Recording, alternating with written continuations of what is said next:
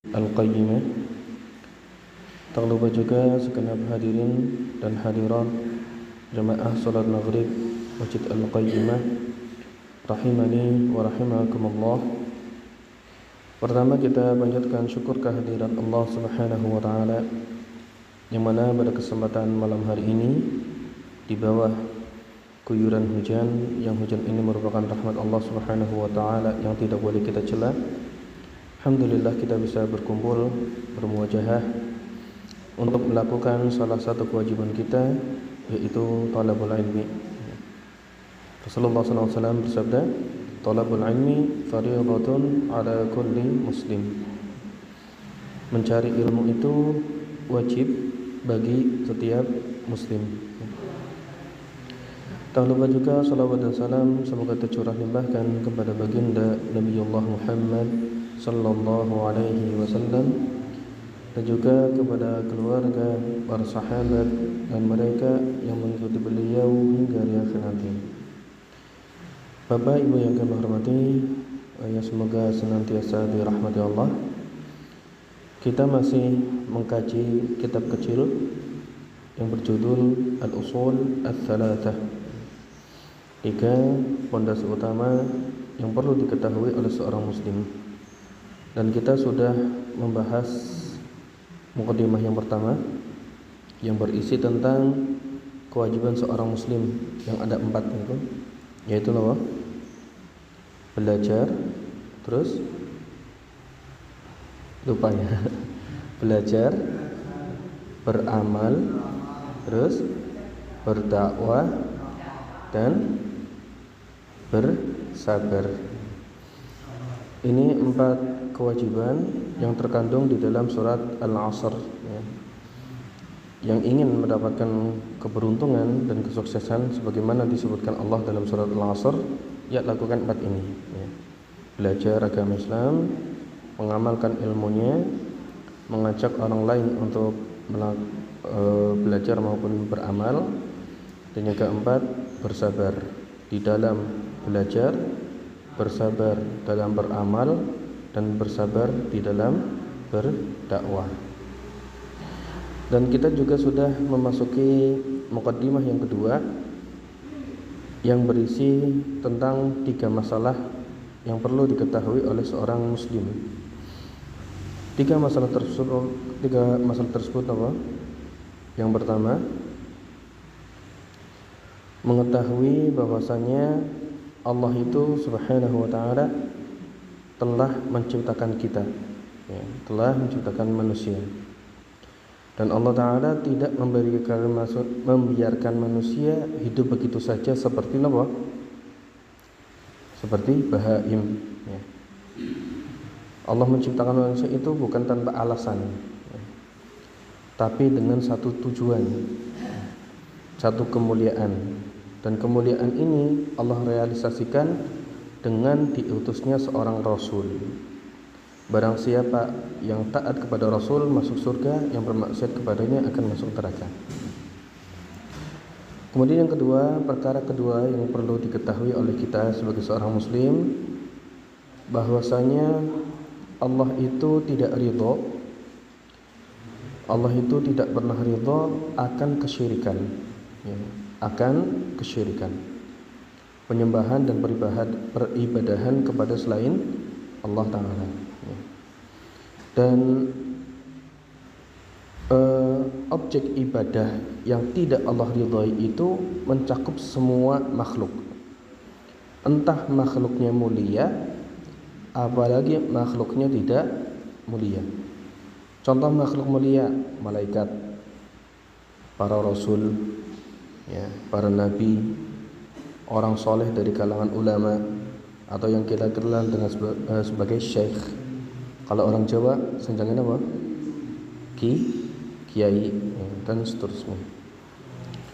Dan pada kesempatan malam hari ini Bapak Ibu yang kami hormati, kita akan memasuki hal yang ketiga yang perlu kita ketahui dan perlu kita praktekkan dan nyatakan serta syiarkan di tengah masyarakat kita, yaitu loyalitas. Apa? loyalitas. Sanes loyang nih. Kalau loyang apa? Loyang apa? Panganan nih. Ini loyalitas ya. Di dalam syariat loyalitas ini dikenal dengan al-wala wal bara. Apa? Al-wala wal bara. Wala dan bara ya. Loyalitas dan berlepaskan diri, ya, berlepas diri. Ya, loyal dan berlepas diri. Dan ini sebagaimana yang disampaikan oleh Pak Zulfikar tadi. Poin ini menjadi identitas penting bagi kehidupan seorang muslim ya. Hal ini menjadi identitas penting dalam diri seorang muslim, sehingga seorang muslim memang alhamdulillah kalau sudah sholat 5 waktu, puasa di bulan Ramadan, membayar zakat ya, atau melakukan kebaikan-kebaikan lainnya. Tapi kebaikan dan amal ibadah tersebut bukan hanya sebatas itu saja ya. Ibadah-ibadah yang Allah inginkan bukan hanya sebatas lahiriah saja. Ada ibadah lahir, ada ibadah lisan, dan ada ibadah hati ya. Dan bahkan Bapak Ibu yang kami hormati, ibadah hati ini kadang menjadi sebuah perkara yang bisa menghancurkan ibadah-ibadah lahir kalau ibadah hati itu tidak kita perhatikan. Baik, kami sampaikan perkataan musannif atau muallif, ya, penulis kitab, al-mas'alatu tsalitsah. Masalah yang ketiga, poin yang ketiga. Anna man ata'a ar-rasula, bahwasanya siapa yang mengaku dirinya menaati Rasul, wa wahhadallaha, dan telah mengesahkan Allah, la yajuzu muwalatu man haddallaha wa rasulah, tidak boleh loyal kepada orang yang memusuhi Allah dan juga memusuhi siapa? Rasulullah Muhammad sallallahu alaihi wasallam ya. Kami ulangi ucapan beliau, seorang muslim yang sudah merasa dan mengaku dirinya itu taat kepada Rasul sallallahu alaihi wasallam dan mengaku telah melakukan keesaan di dalam ibadah, dia tidak boleh loyal, mualah ya, kepada orang yang memusuhi Allah dan juga siapa? Rasulullah Muhammad sallallahu alaihi wasallam.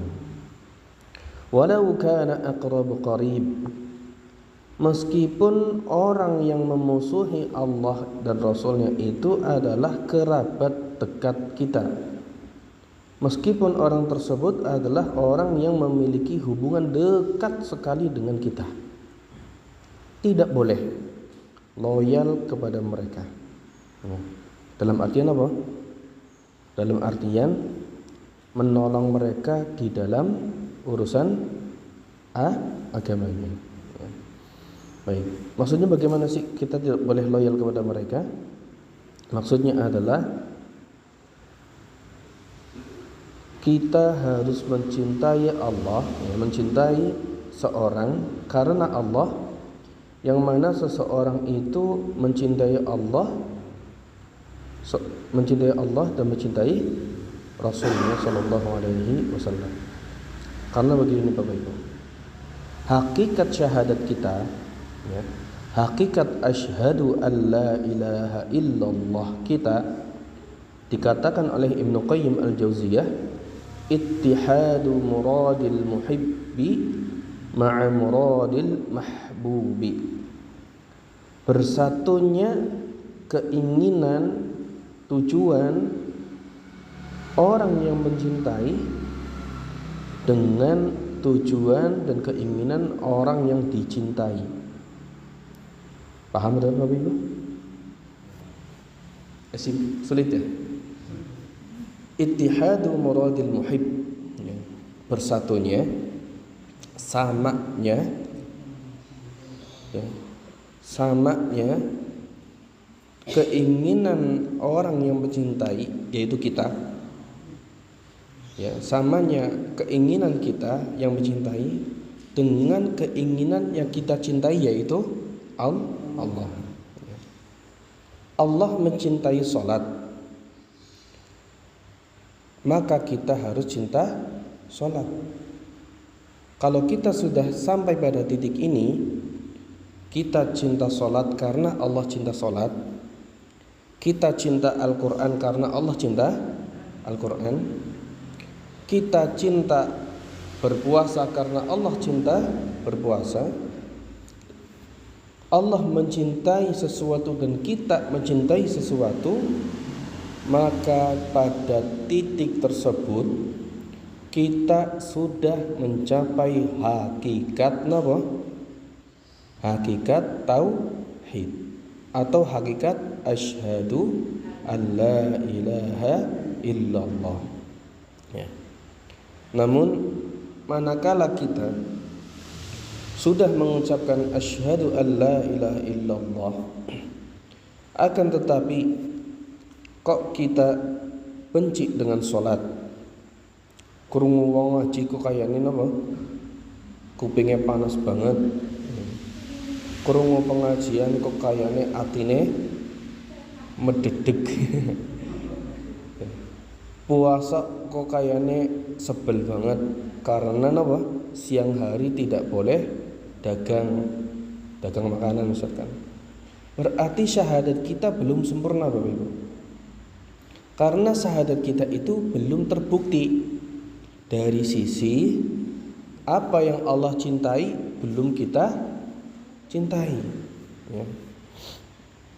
Begitu pula Bapak Ibu yang kami hormati, di antara konsekuensi syahadat kita dan hakikat tauhid kita adalah membenci siapa yang Allah benci, ya. Mencintai siapa yang Allah cintai, dan kita juga membenci siapa yang Allah benci. Itu yang namanya hakikat tauhid, ya. Dan sekali lagi ini kita tegaskan merupakan identitas seorang muslim. Karena betapa banyak orang itu mengidolakan artis-artis barat, tapi ketika diceritakan tentang Kanjeng Nabi Muhammad sallallahu alaihi wasallam kayane angup. Gini apa mboten?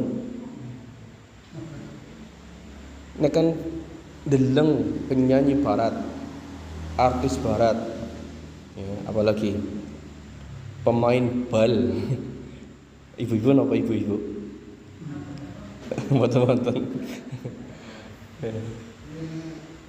Yang seperti itu Bapak Ibu. Saat kita mencintai mereka, ya, padahal mereka itu jelas-jelas membenci Allah, jelas-jelas membenci Rasul, kok sampai kita mencintai mereka, maka kita sudah melakukan dosa, yaitu mencintai apa yang Allah benci, ya. Baik. Sekali lagi hakikat tauhid Bapak Ibu. Hakikat tauhid itu bersatunya keinginan, tujuan dari yang mencintai dengan yang dicintai, ya. Bahkan disampaikan di sini, manakala syahadat kita sudah sempurna, maka Allah Ta'ala menjadi pendengaran kita, ya. Sekali lagi, manakala kita tauhidnya sudah sempurna, Allah menjadi pendengaran kita. Allah menjadi pendengaran kita, yakni Allah menuntun kita untuk mendengar yang baik-baik. Allah menjadi penglihatan kita, sehingga kita hanya melihat yang baik-baik saja. Allah menjadi tangan kita, dalam arti Allah memberi kita hidayah untuk memanfaatkan tangan kita dalam melakukan hal-hal yang baik. Begitu pula Allah menjadi kaki kita, dalam arti Allah memberi hidayah bagi kita sehingga kita tidak berjalan kecuali yang baik-baik saja. Ya. Maka kalau kita ingin melihat nasib kita di akhirat, maka lihat hati kita, Bapak Ibu. Lihat hati kita. Apakah hati kita sudah mencintai para nabi dan rasul atau belum? Apakah kita sudah membenci kekufuran, kekafiran, kemaksiatan, atau justru kita melakukannya? Lihat hati kita. Jika kita ingin melihat nasib kita di akhirat, apakah kita sudah membenci kekufuran dan pelaku kekufuran, orang-orang kafir atau orang-orang munafik? Dan apabila kita sudah mencintai para nabi dan rasul, mencintai orang-orang soleh, membenci kekufuran, membenci kemaksiatan, membenci para pelaku dan perbuatan orang-orang yang melakukan kekufuran dan kemaksiatan, maka hakikatnya hati kita sudah dipenuhi dengan tauhid. Syahadat kita sudah apa? Sudah sempurna. Sampai di sini pahami Bapak Ibu? Sampai di sini dipahami? Jelas nggih? Ya. Jadi hati-hati Bapak Ibu.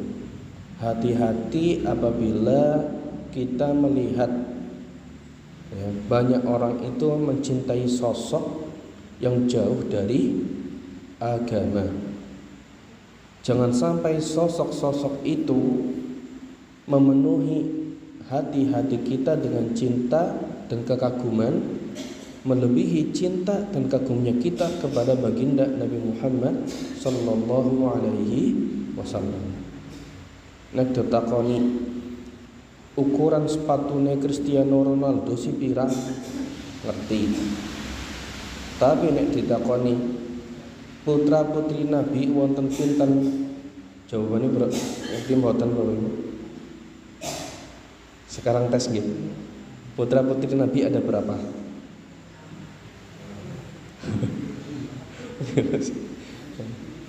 7. Adakah dari putra-putra beliau yang masih hidup ketika Rasulullah jadi nabi? Tidak ada. Yang seperti ini Bapak Ibu menjadi barometer kita sebagai seorang yang beriman. Terus tadi kan disampaikan bahwa kita tidak boleh mualah, ya, loyal kepada orang yang memusuhi Allah dan Rasulnya. Apakah itu ada perintahnya di dalam Al-Quran? Apakah itu ada dalilnya dalam Al-Quran? Karena kita sudah sepakat bahwa dan kita sudah diajarkan oleh para ulama untuk mendasarkan seluruh aspek agama kita di atas apa? Di atas dalil dari Al-Quran dan As-Sunnah. Apakah mana dalil yang membuat kita tidak boleh melakukan mualah, loyalitas kepada orang-orang kafir? Dalilnya adalah firman Allah Subhanahu wa taala, la tajidu qauman yu'minuna billahi wal yawmil akhir yuwadduna man hadda Allah wa rasulahu walau kanu aba'ahum aw abna'ahum aw ikhwanahum aw 'ashiratahum ulaika kataba fi qulubihimul iman wa ayyadahum bi ruhin minhu wa yudkhiluhum jannatin tajri min tahtiha al-anharu khalidina fiha radiyallahu anhum wa radu anhu ulaika hizbullah ala inna hizballahi humul muflihun. Yang pertama kita akan sebutkan ya, maknanya, tidak langsung artinya, berdasarkan apa yang disebutkan di dalam kitab Jami' Syuruhatil Thalathat Usul. Subhanalladzi yusabbihu ar-ra'du bihamdihi wal malaikatu min khifatihi. Baik. La tajidu. La tajidu. Artinya, wahai Muhammad, engkau tidak akan pernah mendapatkan qauman yu'minuna billahi wal yawmil akhir, sekelompok orang yang mereka beriman kepada Allah dan hari akhir, yakni mereka beriman dengan keimanan yang benar, ya. Berarti ini Allah Ta'ala akan menyebutkan ciri-cirinya. Orang yang punya keimanan benar itu bagaimana? Kata Allah, wahai Muhammad, engkau tidak akan pernah menemukan sekelompok orang mereka beriman pada Allah dan hari akhir dengan keimanan yang benar, yuwadduna man haddallaha wa rasulahu. Mereka saling berkasih sayang, berkasih sayang dengan orang-orang yang memusuhi Allah dan Rasulnya. Ya. Sekali lagi nih Bapak Ibu, Rasul itu dikatakan oleh Allah Ta'ala tidak akan pernah mendapatkan orang yang mengaku beriman kepada Allah dan Rasul, mereka berkasih sayang dengan orang yang membenci, memusuhi Allah dan Rasul, ya. Sehingga hakikatnya kelompok manusia itu hanya ada dua kelompok. Kelompok yang mencintai Allah dan Rasulnya, dan kelompok orang yang membenci Allah dan Rasulnya. Enggak ada pertengahan. Kadang cinta Allah Rasul, kadang boten. Enggak ada. Ya. Sehingga jelas pihak mana yang kamu ikuti. Apakah kita memihak kepada Allah dan Rasul, atau kita memihak siapa? Musuh-musuhnya Allah. Ya. Apa maksud dari wadun di sini? Yaitu mencintai, ya. Mencintai, menjadikan mereka sebagai asdiqa, ya. Sementara mereka adalah orang-orang yang membenci Allah dan Rasulullah SAW. Dan kata Allah Subhanahu wa taala, walau kanu aba'ahum. Perhatikan di sini, meskipun yang menjadi musuh Allah itu adalah ayah-ayah mereka, au abna'ahum, atau putra-putri mereka, au ikhwanahum, atau saudara-saudara mereka, au ashiratahum, atau keluarga-keluarga mereka. Ayat ini kalau kita pahami secara letterlet tanpa ada penjelasan para ulama, kayane kono medeni banget. Tidak boleh kita berkasih sayang dengan ayah-ayah kita, dengan anak-anak kita, saudara dan keluarga kita, kalau mereka membenci Allah dan Rasul. Di sini perlu tafsil Bapak Ibu, perlu perincian, sehingga tidak ada orang yang jadi orang khawarij, waruh ramane melakukan ketidaktaatan langsung dianggap ramaku kafir. Ini tidak boleh, ya, tidak diperbolehkan. Ini kita lanjut nama batan. Lanjut Oke. Jadi poin ketiga ini yang menyebutkan bahwasanya seorang yang mukmin itu tidak mungkin mencintai dan berkasih sayang dalam artian menolong mereka di dalam agama mereka. Dipahami Bapak Ibu? Maksud dari wadun ini adalah menolong dalam memusuhi Allah dan Rasulnya. Tapi berkasih sayang sebagai posisi kita dalam keluarga. Misal kita mukmin, ayah kita kafir, naudzubillah. Kita mukmin, ibu kita kafir. Apakah kita tidak boleh berkasih sayang dengan mereka? Boleh enggak? Boleh. Sebagai posisi sebagai seorang anak. Tapi manakala mereka menyuruh kita untuk ingkar kepada Allah, kon melu Natalan, kon melu hari Nyepi, kon melu napa malih? Apa? Galungan dan perkara-perkara yang lainnya kita tolak dengan lemah lembut, ya. Sehingga dari sini kita paham bahwa agama Islam itu tidak dibangun di atas perasaan. Ya. Agama Islam itu selalu selaras dengan perasaan kita. Tapi manakala ada hawa nafsu kita yang ingin mendorong kita pada perkara yang dilarang Allah, maka kita katakan agama kita tidak dibangun di atas perasaan. Ada dalilnya. Kalau ada dalil jelas, muhkam, tidak dimahdhuf atau dimansukh, tidak dihapus hukumnya, ya. Sementara hati kita kok nggak selaras dengan ayat ini, mana yang akan kita kalahkan? Hati kita atau ayat ini? Mau dijawab? Ibu-ibu, kalau ada satu ayat kok nggak sesuai dengan perasaan kita, ibu-ibu, kira-kira yang harus kalah ayatnya atau perasaan kita? Monggo. Masih malu-malu ini. Napa, Bu? Perasaan kita. Setuju nggih semuanya nggih? Ya. Jadi begitu, Ibu. Ya. Kenapa kok kita dahulukan firman Allah atau Al-Qur'an? Karena sing ngendika sinten? Sing ngendika Allah. Yang berfirman itu Allah. Kok bisa-bisanya kita mengalahkan firman-Nya Allah?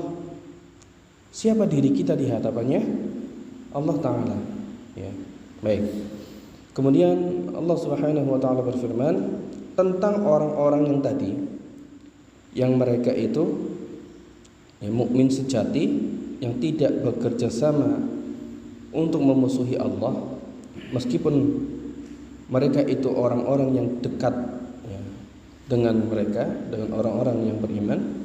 Kata Allah Ta'ala tentang orang-orang tersebut yang keimanannya kuat, ulaika kataba fi qulubihimul imana wa ayyadahum bi ruhim minhu.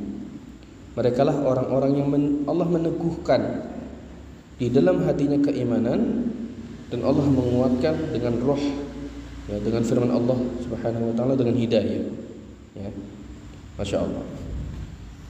Golongan ini yang disebut sebagai para wali, Bapak Ibu. Golongan ini yang disebut sebagai sinten? Para wali. Wali-wali Allah itu memiliki satu karakter dan ciri, tidak mungkin bekerja sama dengan orang-orang yang memusuhi Allah.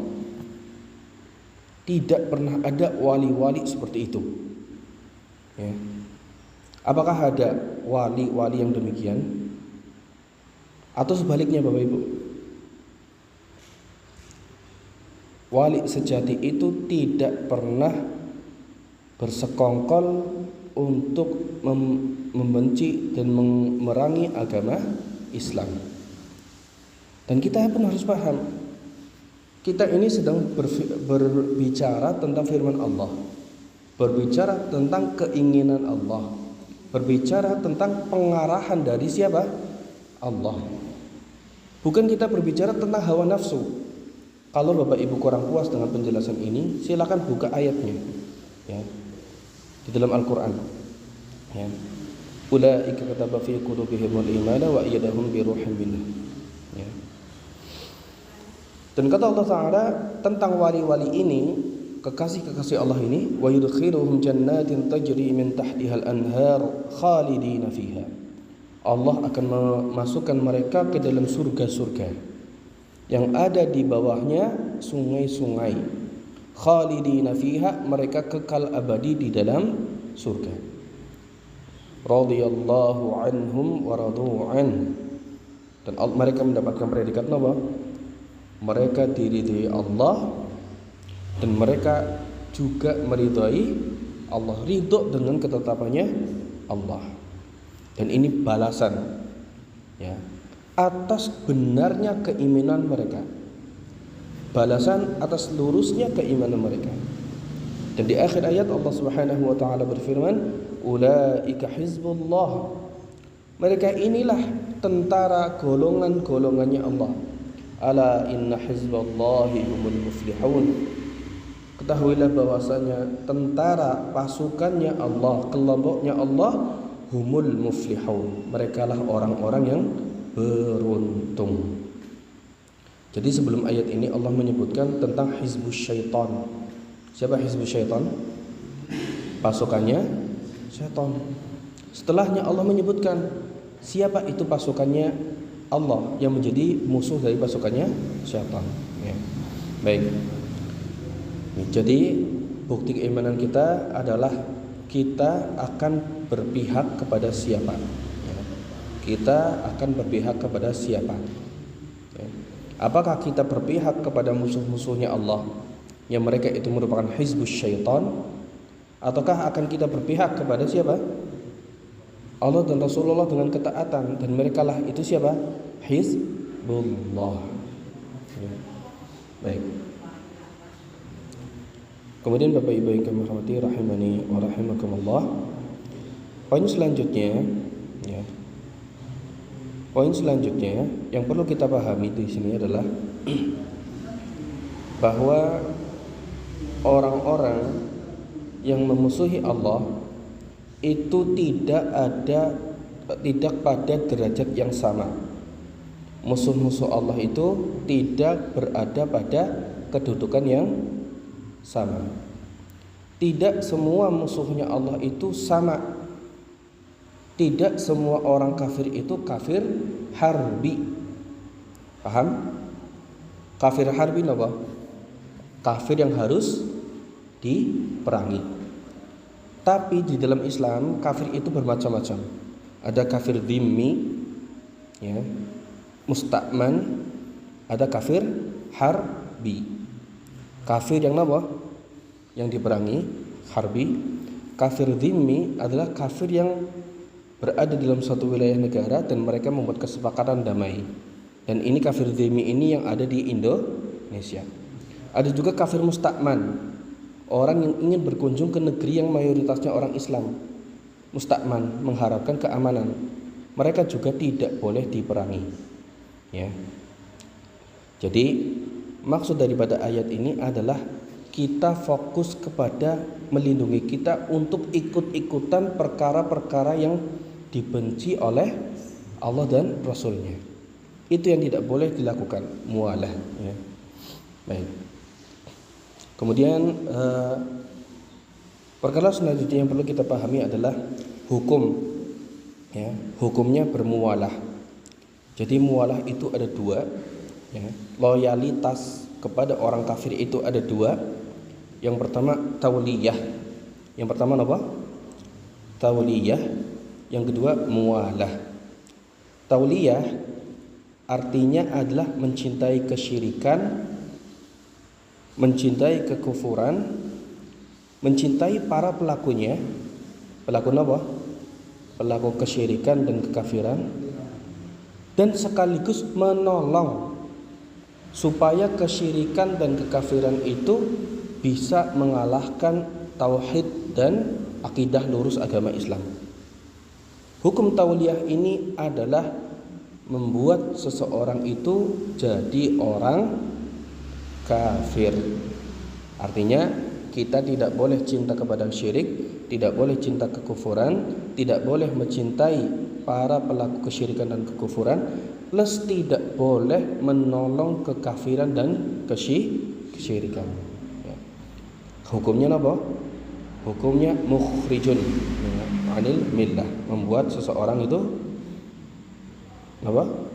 Membuat seseorang itu keluar dari agama Islam. Yang kedua mualah, ya, mualah, yaitu mencintai orang-orang musyrik, mencintai orang-orang kafir karena dunia. Karena apa? Dunia atau harta atau kekerabatan. Mencintai mereka, mencintai orang-orang musyrik, mencintai orang-orang kafir karena dunia. Maksudnya karena dunia adalah karena mereka punya harta sehingga jadi bos kita mungkin, atau mereka itu masih sekeluarga dengan kita, kita mencintai karena mereka itu kerabat dengan kita. Hukumnya adalah haram saja tapi tidak menjadikan seseorang itu apa? Jadi orang kafir. Dipahami Bapak Ibu? Dipahami nggih? Beda antara mencintai orang musyrik dan orang kafir dengan membantu mereka di dalam kesyirikan dan kekafiran mereka, dan hanya orang yang mencintai orang-orang kafir dan syirik. Ya. Ini hanya sebatas haram, dosa, tapi tidak mengeluarkan seseorang dari agama Islam. Baik.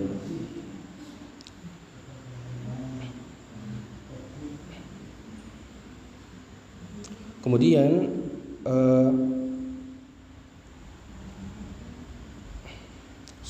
penutup Bapak Ibu, penutup mengenai pelengkap dari pembahasan tauhid kita. Ya, pembahasan penyempurnaan syahadat la ilaha illallah kita.